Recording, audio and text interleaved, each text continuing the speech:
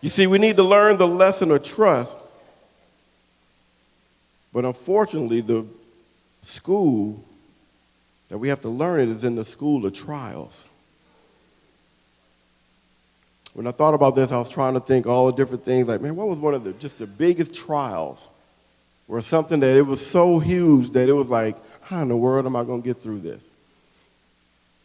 And one of them I'll tell you in a minute, but the one on the surface was when I went to aerosol school.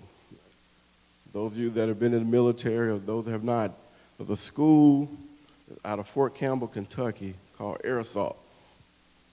And basically the school teaches you how to rappel, teaches you how to do sling load operations, tying up heavy equipment, and dropping it out of a helicopter.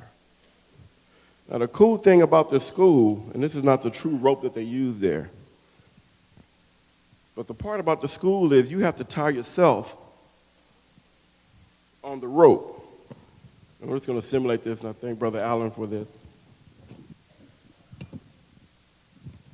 Because a lot of people think that the most important part is getting the sling together so it can hold you tightly.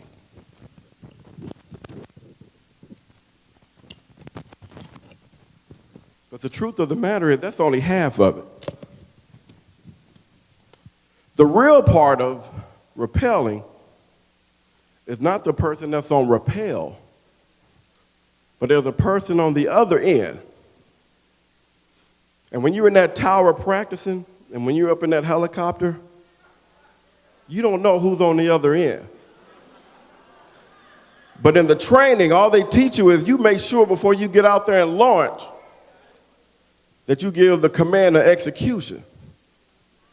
And when you give that command of execution, somebody on the other end, whether you see them or not, are going to answer you. So let me back up. So we have to give the preparatory command, but then we got to wait for Jesus to give the command of execution.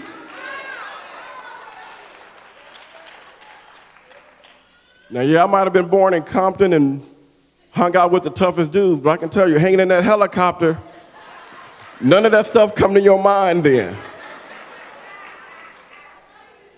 But I had to step out on faith because I'm not just a soldier, but I'm a Christian, so I really got to bring it.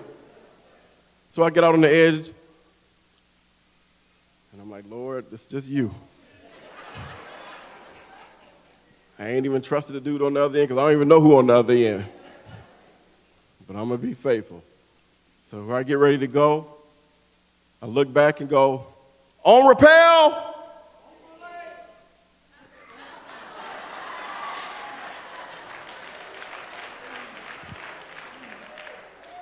Two words in the English language you think you would never, ever be happy to hear, and that's on belay. See, on belay is the sign that the man on the end gives you to let you know that now you can go ahead and proceed with your trunk.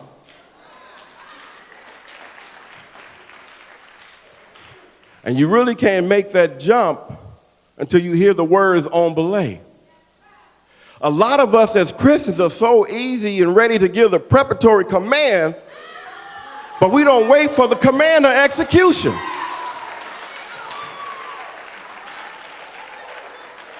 I know it's right because I've did it many a times. And Jesus is sitting back waiting. Why did you move before I told you to move? Now, some of us may get it twisted and say, well, Pastor Darrell, you need to understand that, I got faith, so, I was waiting, to do my thing, and I thought it was time to go. And then some of us are the exact opposite, and we don't move when God tells us to move because we can't see it. So I think some of us get faith and trust mixed up. So I wanted to make sure that I did my due diligence, so I had to go in the office this morning and say, well, let me look up faith and trust and do a Google search just to see the difference between faith and trust. And I thank God for the internet.